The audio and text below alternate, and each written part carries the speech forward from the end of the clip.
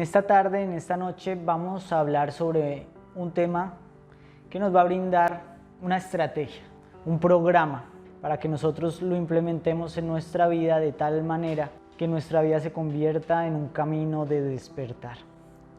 La conferencia del día de hoy se titula Los 3 factores para la revolución de la conciencia. Hoy vamos a hablar de una revolución muy especial, porque no es una revolución que hacemos contra el gobierno ni contra las leyes, sino es una revolución de conciencia. Pero vamos a describir cuál es la característica de esa revolución y por qué hay que hacer una revolución. Y también vamos a presentar los 3 factores que son las herramientas para lograr esa revolución de conciencia. Pero para comenzar esta enseñanza tenemos que partir desde la pregunta de ¿por qué hacer una revolución? ¿En relación a qué? Y esto nos lleva a analizar nuestra condición humana, aquella condición en la que venimos todos los seres humanos. Por eso debemos preguntarnos ¿cómo venimos al mundo? Los místicos de la antigüedad respondían a esta pregunta diciéndonos: el ser humano nace inacabado, incompleto, parcialmente desarrollado. Somos como una hoja en blanco en la cual podemos hacer un dibujo, construir la ilustración de nuestra vida. Y de nosotros depende qué aprendemos y en qué nos convertimos, en qué nos formamos. Lastimosamente nuestro entorno no es favorable y desde que somos muy pequeños somos influenciados para despertar lo más bajo que hay en nosotros. Nadie nos enseña este tipo de conocimientos para que desarrollemos nuestros potenciales, nuestra capacidad de conciencia, nuestra capacidad de ser felices en un mundo lleno de desafíos.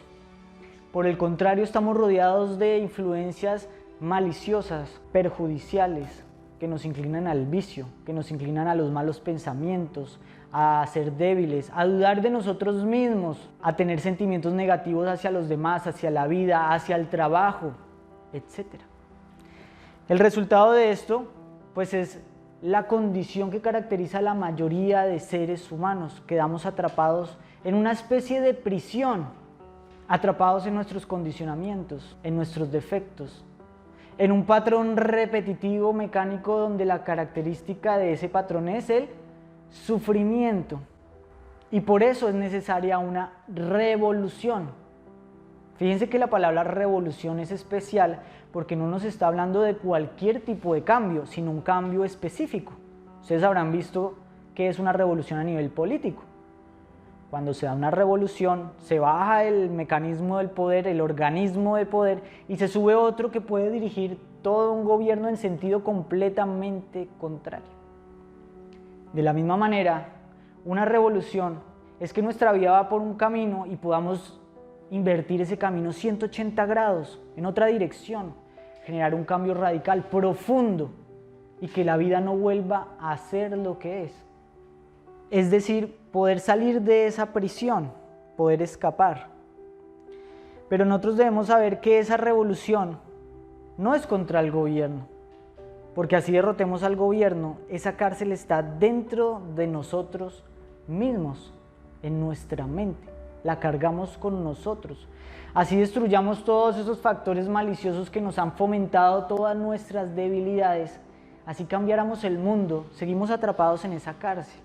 Porque la revolución es una revolución de conciencia psicológica.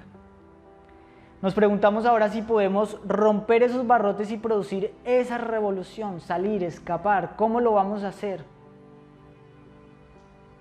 ¿Cómo podemos efectuar esa revolución? ¿Cuál es el camino a seguir? Curiosamente, para sorpresa de todos nosotros, debemos saber que el camino que nos condujo a esa prisión psicológica, a ese confinamiento, a ese condicionamiento, es el mismo camino que nos puede llevar a salir. Obviamente la diferencia está en cómo recorremos ese camino. ¿Cuál es el camino que nos llevó a esa prisión, a ese confinamiento, a ese estado neurótico, al desarrollo de todos esos pensamientos? ¿Cuál es ese camino? La vida misma. Cómo nosotros vivimos, los hábitos que adquirimos, las amistades que frecuentamos, los lugares y los entretenimientos en los que nos ocupamos. Ahora, esa misma vida es un camino, porque al hablar de revolución no estamos hablando de que te voy a dar una práctica para que te sientes y te revoluciones en un instante, sino estamos hablando de una práctica que nos va a llevar a un cambio progresivo, a desandar los pasos, a deconstruir lo construido progresivamente, y que es nuestra vida, según como nosotros la vivamos, lo que va a producir esa revolución, ese cambio. Depende cómo vivamos la vida, así que tenemos que cultivar nuevos pensamientos, cultivar nuevos hábitos, frecuentar nuevas costumbres y sobre todo necesitamos una guía, un mapa, un conocimiento que nos permita emprender esta revolución. Necesitamos un programa, una estrategia, un mapa, un itinerario para reorganizar nuestra vida, porque ¿qué fue lo que nos trajo al estado de condicionamiento, de ignorancia, de conflicto? Una vida mal vivida. Ahora necesitamos un cronograma para poder reorganizar nuestra vida y para eso necesitamos una enseñanza. He aquí entonces los 3 factores para la revolución de la conciencia. ¿Qué son estos 3 factores?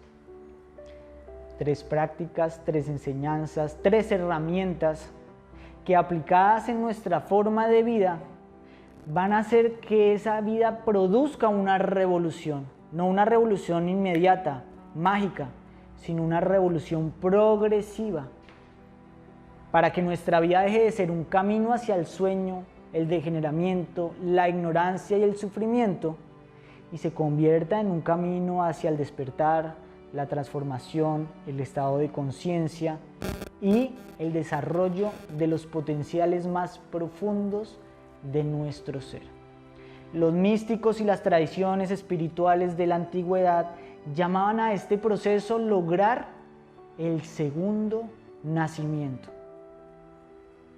¿Por qué el segundo nacimiento? Porque el primer nacimiento, que fue el de nuestro cuerpo físico que se dio, nos trajo a este mundo inacabados, parcialmente desarrollados. Así que el hombre tiene que nacer de nuevo. Pero ese nacimiento es un nacimiento voluntario que depende de nuestra propia mano de obra. Y los grandes sabios nos han dado estos 3 factores que son una síntesis que reúne las prácticas fundamentales para producir esa revolución interior. Es decir, que la vida no va a volver a ser la misma. No son cambios superficiales, sino es un cambio profundo en el que la vida agarra otra dirección. Y estos 3 factores debemos saber que es una estrategia dirigida a nosotros, que somos seres humanos occidentales del presente. Es decir, es una estrategia dirigida al hombre contemporáneo, porque ustedes y yo crecimos viendo televisión, siendo influenciados por el marketing, tenemos algo en común. Nuestro degeneramiento y sueño es común. Es diferente el sueño que tenemos ahora al sueño que había en la Edad Media, aunque tiene los mismos principios. Tenemos que aprender a trabajar en medio de esta odisea de mundo, donde todo nos induce al sueño. Y esos 3 factores se nos presentan como una estrategia para lograr esa revolución aquí y ahora, no yéndonos a la montaña a vivir en un monasterio, sino en medio del caos. Porque no se trata de escapar de la vida, sino que a través de estos 3 factores la vida se convierte en la escuela espiritual de aprendizaje. Así pues, debemos preguntarnos, bueno, ¿y por qué 3 factores? ¿Por qué no 2? ¿Por qué no 4 ni 6? ¿Por qué 3? ¿Qué tienen esos 3 factores? ¿Por qué no un factor? ¿O por qué no hablar solo de la herramienta de la revolución de la conciencia? Pues porque esos 3 factores abarcan ampliamente todos los campos de nuestro ser, porque nuestro ser es algo muy complejo, tiene diferentes áreas. Y esas áreas están interconectadas unas con otras. Y esos 3 factores nos permiten abarcar todas esas áreas para lograr una transformación integral, completa en nuestro ser. Estos 3 factores nos permiten aprovechar los recursos que nosotros tenemos, que son limitados, porque recordemos que toda práctica, toda disciplina que nosotros vayamos a realizar va a ser útil mientras la practiquemos. ¿De qué nos sirve un conocimiento que nos habla de vivir diferente, de hacer una revolución y llegamos a nuestra casa a vivir de la misma forma? No sirve de nada, eso solo recrea la mente y si algo nos da con qué hablar y quedar bien ante nuestros amigos, pero no va a generar una revolución. Para que haya una revolución es necesario invertir tiempo, energía y tener continuidad en ese proyecto. Y bien que tenemos pocos recursos o no, porque tenemos también que trabajar, tenemos muchas cosas que atender. Y este es un proceso progresivo que requiere mucha energía.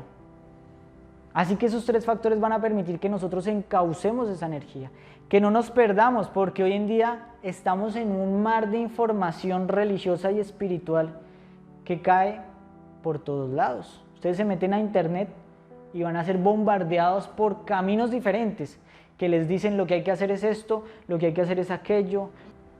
¿Qué camino tomar?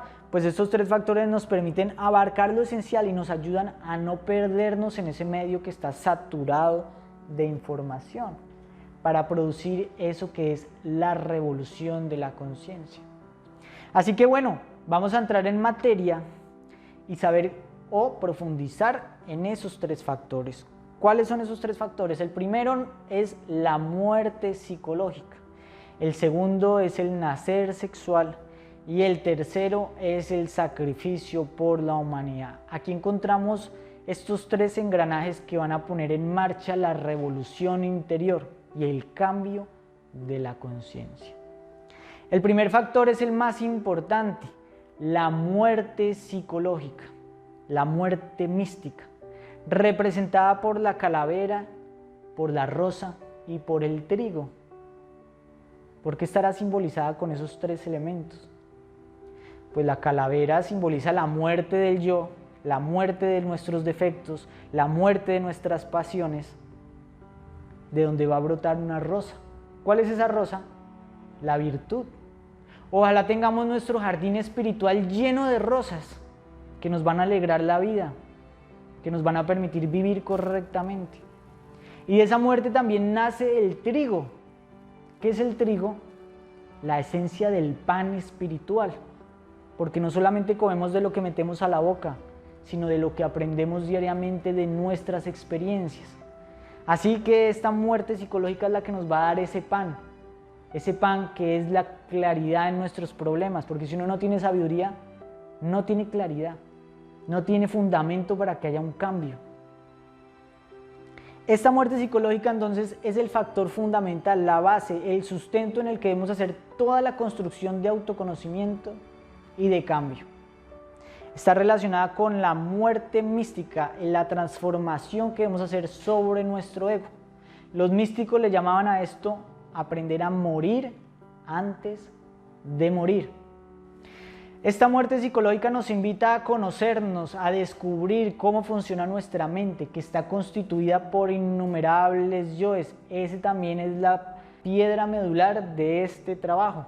Entender, verificar en la experiencia, por medio del sentido de la autoobservación, que tenemos yoes, que nuestra mente varía, oscila, cambia. No somos la misma persona todo el tiempo.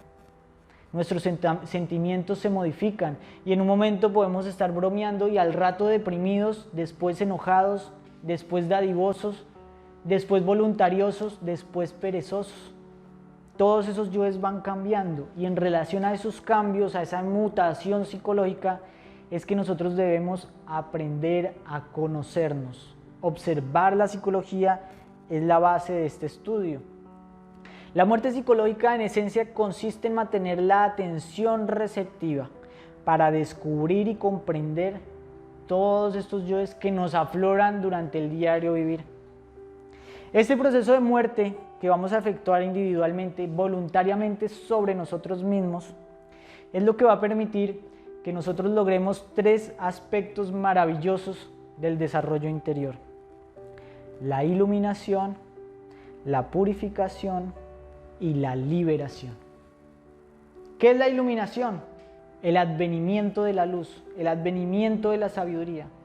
Cada defecto que comprendemos nos da una sabiduría. Cada defecto que estudiamos nos permite comprender las verdades de la vida y de la muerte. Cuando nos estudiamos a nosotros mismos, entendemos la psicología y entonces entendemos por qué la gente es como es, porque vivimos en un mundo con guerras, con miseria, con destrucción, con egoísmo, porque no se han podido cambiar todos esos problemas milenarios que arrastra el ser humano, porque entendemos que todo tiene una raíz en nuestra psicología. La liberación, ¿qué es?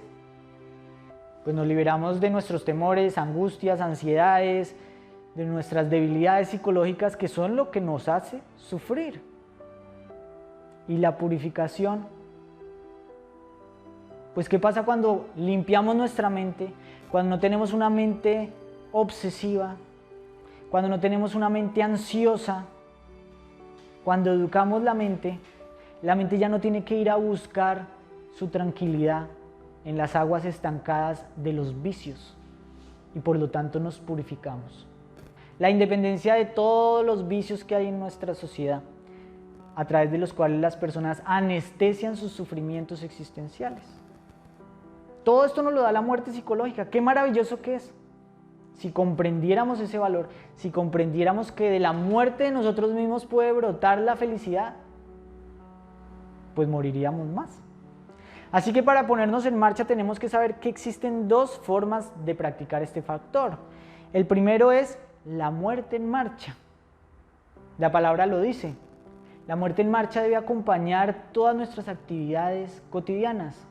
No es que la muerte se realiza en un cuarto cerrado, a una hora ajena o diferente a mi hora de trabajo. No, la muerte se realiza en el trabajo, en mi relación con mis amigos, en mi relación con la soledad, con mi pareja, con todo lo que yo hago. Porque a medida que yo voy viviendo en marcha me voy autoobservando. Es ahí cuando descubro que me ha salido un yo, que tengo una pereza, que tengo una angustia, que tengo un estado de intranquilidad y puedo aprender a no identificarme y recuperar los estados de conciencia. La muerte en marcha nos despierta aquí y ahora. Y si vemos que tenemos yoes reiterantes o yoes en los que queremos profundizar porque tienen una raíz mucho más honda, pues tenemos que aprender la segunda clase de muerte, que es la meditación reflexiva, en la cual podemos revalorizar todas nuestras experiencias y descubrir por qué nos pasan tales cosas. ¿Por qué será que yo en mi trabajo reacciono de esta manera? ¿Por qué será que cuando me dicen una palabra hiriente me ofendo profundamente? ¿Por qué será que me levanto con un estado negativo? Yo conozco ese estado, pero no entiendo sus causas. Así que saco un tiempo de mi día para meditar, para preguntarme cuáles serán los resortes secretos de mis estados psicológicos. Y de ahí sí que sale sabiduría. De ahí sí que sale cambio, transformación. Esto es gasolina para la revolución de la conciencia. Y bueno, cuando nosotros empezamos a morir sobre nosotros mismos, es ahí cuando llegamos a comprender la enseñanza mística de la crucifixión. Comprendemos el símbolo místico de la muerte y resurrección. ¿Por qué lo comprendemos? Porque lo estamos viviendo. Porque cuando algo muere, algo renace. No es que simplemente morir es desvanecernos, sino es cambiar nuestra base psicológica y entonces resurgimos. Lo que enseñó Cristo con su muerte y resurrección es algo que debemos llevar a cabo en nuestro diario vivir para que nazca ese pequeño bebé en nuestro interior, se dé la Navidad del corazón, que es el nacimiento de un nuevo ser. El segundo nacimiento. Pero ojo, porque para que se dé completo el segundo nacimiento tenemos que llegar a comprender este segundo factor, que es el nacer sexual. Aquí encontramos las dos columnas del templo, los dos opuestos de la dualidad, la relación entre lo positivo y lo femenino, entre el hombre y la mujer. ¿Cómo fue que Dios nos mandó a esta odisea? Pues bien, acá está el secreto del segundo nacimiento, porque debemos comprender que la sexualidad tiene un impacto, una influencia tremenda en nuestro ser, increíble, muy profunda. Hoy en día la sexualidad se toma como un pasatiempo, como una recreación temporal, porque no se comprende lo que el sexo produce en el ser humano. Por eso nosotros decimos que el sexo es una escalera para subir o para bajar. Raras veces andamos o se puede usar el sexo de manera neutra. El sexo no solo es un acto, sino un camino que nos lleva a un destino. Depende de la manera como lo utilizamos. Para comprender el nacer sexual, pues debemos saber que existen esas tres formas de manejar la sexualidad. La primera, más conocida, pues es el sexo reproductivo, ya que podemos utilizar el sexo para reproducirnos y poner o sentar las bases de un hogar. Esta es la primera clase de sexualidad, que la confundimos con lo que llamamos el sexo intrascendente o sexo inferior, porque hoy en día no se saben diferenciar esas cosas. Este tipo de sexualidad es el sexo que se fundamenta exclusivamente en la búsqueda de placer. El sexo intrascendente es un sexo que va a generar una marca, una huella en nuestro ser, una huella negativa, porque tiene un efecto degenerativo. Afecta la psicología, afecta la manera como vemos la vida, afecta nuestros apetitos, porque una persona que frecuenta el sexo degenerativo por búsqueda exclusiva de placer desarrolla la lujuria, desarrolla el egoísmo, desarrolla los antivalores, superficialidad, el egoísmo, las relaciones pasajeras y fugaces. Así que esta sexualidad no solo deja una huella en nuestro ser, sino que nos impide estar preparados para poder llevar una relación armoniosa de pareja. Sin embargo, existe otra sexualidad que está más allá y es la base de este estudio, que es la sexualidad mística, que es la esencia del nacer sexual o del segundo factor de la revolución de la conciencia. La sexualidad mística nos plantea que la relación de pareja puede verse como un compañerismo enfocado al desarrollo espiritual. Un matrimonio esotérico contraído por dos personas que tienen ese mismo objetivo de desarrollar esos potenciales que están sin terminar la obra que la naturaleza empezó, conquistar los valores superiores del espíritu. Este tipo de sexualidad nos exige que nosotros hagamos un trabajo previo de regeneración, porque todos nosotros llegamos a este estudio viendo la sexualidad a través de lo que nos enseñaron en el mundo externo. ¿Cómo nos enseñaron a ver el sexo?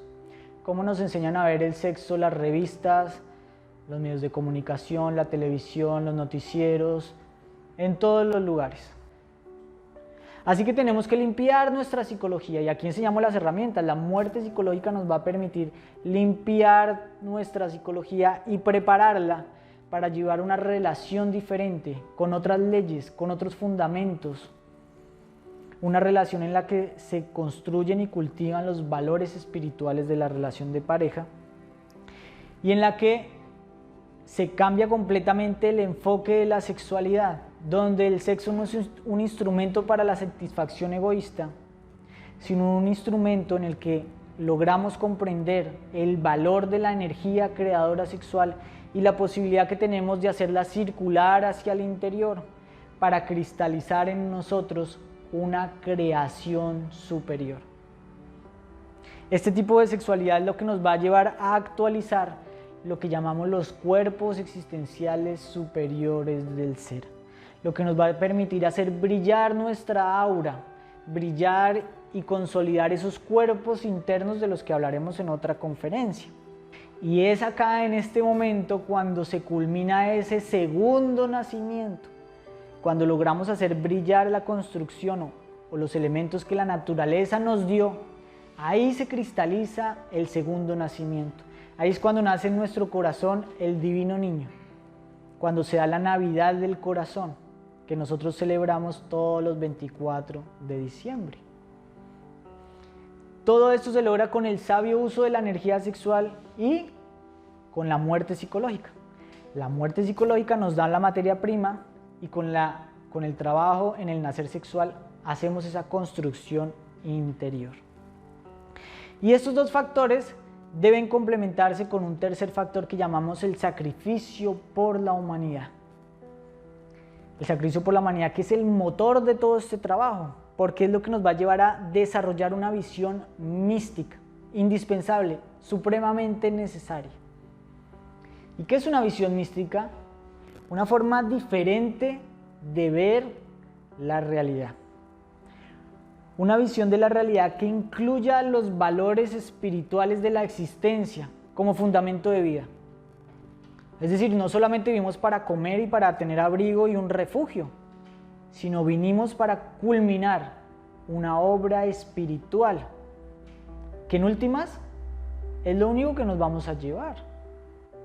Así que la visión mística nos va a llevar a hacer lo que pocos hacen y a dejar de hacer lo que muchos hacen. Porque como muy pocas personas valoran lo espiritual, pues nadie hace ese tipo de prácticas, muy pocas personas. Lo que hacen las personas es salir de fiesta, estar viendo televisión, pegados a internet, a las redes sociales, ¿cierto? Y por eso tenemos que aprender a desarrollar esa mística que nos dé una fuerza autónoma, individual, para que podamos tener una fuerza y una actitud dinámica, diligente, organizada y autónoma. ¿Qué quiere decir autónoma? Que les nazca a ustedes mismos. No pueden esperar a que otros se dediquen a hacer esto para que ustedes se motiven en hacerlo. Porque a nadie le interesa que ustedes se desarrollen espiritualmente. Eso debería interesarles a ustedes mismos.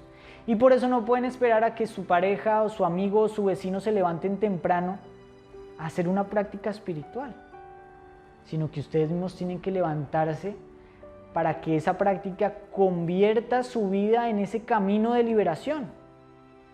Aporte algo a mi liberación, a mi crecimiento espiritual. Pero para eso necesito tremenda mística, porque el ejercicio espiritual en este mundo implica nadar contra la corriente. Ahora entienden por qué estamos hablando de una revolución heroica. Porque es heroico en este mundo hacer lo que pocos hacen. Muchas veces eso los va a hacer propensos a la crítica, a la burla, al rechazo. Y eso es heroico, eso es revolucionario. Esa es la verdadera revolución. Y para eso tenemos que tener mística. Cuando tenemos esta actitud diligente de emprender la práctica, ahí vemos la revolución. Entonces empezamos a notar que nuestros pensamientos empiezan a cambiar, nuestras preferencias, lo que parecía imposible se transforma. Ahí es cuando ustedes, podando ese arbolito del que les hablé, ese pequeño bonsái, empiezan a notar que ese pequeño bonsái agarra forma progresivamente. Y entonces sentimos el inmenso valor del conocimiento que tenemos. Y agradecemos a Dios por habernoslo puesto en el camino. Nos sentimos afortunados por lo que nos han dado y que se le da a todos los seres humanos, pero muy pocos lo valoran, lastimosamente. Cuando sentimos la fortuna de tener este conocimiento, nace en nosotros esa inspiración, ese anhelo de compartirlo con nuestros semejantes, convertirnos en una luz en medio de la oscuridad, un apoyo para las personas que quieran hacer esta misma obra. Ojo, porque no les vamos a hacer la obra, solamente les vamos a dar las herramientas para que hagan la suya. Vamos a poner en manos de otros la tierra, la semilla, el agua, el abono, pero cada quien es el que tiene que dar nacimiento a ese segundo ser, escultura a ese segundo ser. Nadie puede hacer este trabajo por otra persona. Por eso necesitamos esta fuerza mística. ¿Y cómo se alimenta esta fuerza? ¿Por dónde podemos empezar? ¿Por qué lugar vamos a empezar? ¿Cómo vamos a practicar este factor? Se agota el tiempo.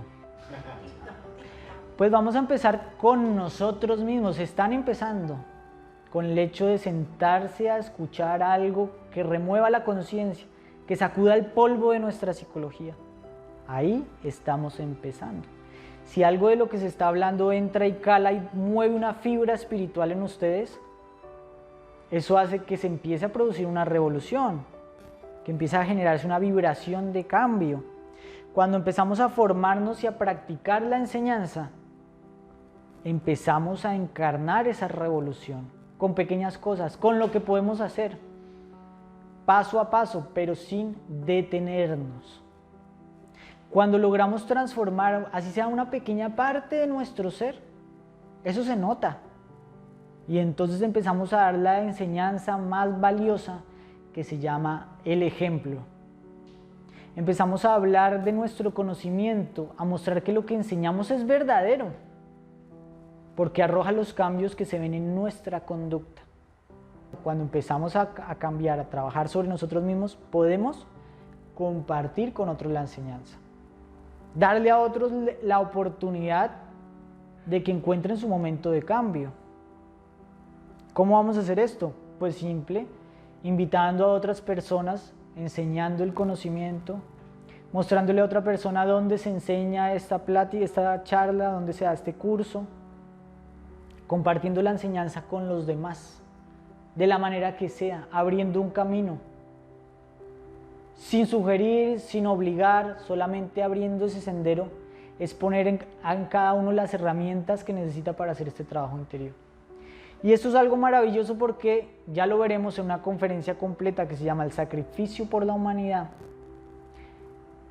El trabajo que nosotros hacemos de enseñar cumple muchas funciones en nuestro proceso de cambio, porque también tenemos que saldar la deuda kármica. Si queremos lograr ese segundo nacimiento, tenemos que pagar las fechorías que hicimos años atrás, porque el estar dormidos nos hizo cometer muchos errores y por eso hay que pagar esos errores a la ley divina a través del Dharma, de los actos voluntarios de compensación. ¿Qué acto más maravilloso que dar a otro la oportunidad de liberarse, de encontrar la liberación espiritual completa? Entonces, de esa forma pagamos nuestra deuda kármica y traemos una luz a este mundo de oscuridad. Una luz que es mayor que cualquier tipo de servicio, porque es muy bueno servir en la caridad, servir a los refugiados de la guerra, servir ayudando a los bosques, haciendo reforestación, pero no hay nada más profundo y más sublime que ayudar a otra persona a encontrar las herramientas para su liberación. Entonces, tenemos esta maquinaria y estos tres factores. La maquinaria espiritual se va a mover en marcha cuando nosotros pongamos estos tres factores a moverse. Estos son como los tres engranajes de un coche que transmiten la fuerza del motor a las ruedas. Tienen que estar conectados, ¿cierto? Tenemos la muerte psicológica que se conecta con el nacer sexual y se conecta con el sacrificio por la humanidad. Estos tres factores funcionan en conjunto y si uno falla, así se muevan los otros dos, no se transmite la fuerza a las ruedas del coche espiritual, entonces no se avanza. Porque ¿qué pasa si yo quiero hacer el nacer sexual sin morir psicológicamente? Pues no puedo hacerlo porque estoy lleno de lujuria y de pensamientos que no me van a permitir hacer una buena obra con mi pareja. Ni siquiera voy a poder vérmelas bien porque conviva uno con su pareja sin matar yoes. Es directamente imposible. ¿Y qué pasa si yo mato yoes pero no hago el trabajo del nacer sexual? Pues que uno al utilizar mal el sexo se va por un camino involutivo. Entonces tampoco se puede. ¿Y qué pasa si yo hago estos dos factores y no hago el sacrificio por la humanidad? Que no se paga el karma y entonces nos agarran las recurrencias, nos agarran los problemas y tampoco se puede avanzar, ¿cierto? Así que cuando ponemos de nuestra parte en cada uno de estos tres factores, la máquina avanza. Por eso son tres factores. Y son tres factores para nosotros, seres humanos, que nacimos en este mundo complejo y difícil, que fuimos mal educados, como se dice, malcriados por nuestra sociedad. Si comprendemos esto, pues vamos a mirar cómo diariamente podemos aportar un poco a ese cambio y entonces que nuestra vida cambie su curso, porque recordemos que nuestra vida es el camino. El camino no está en una práctica que hacemos aisladamente, sino la vida espiritual es nuestra misma vida, cómo nos relacionamos con nuestros amigos, con nuestra pareja, con nuestra familia, etc. Con todo. ¿Cómo la ven? ¿Se entendió?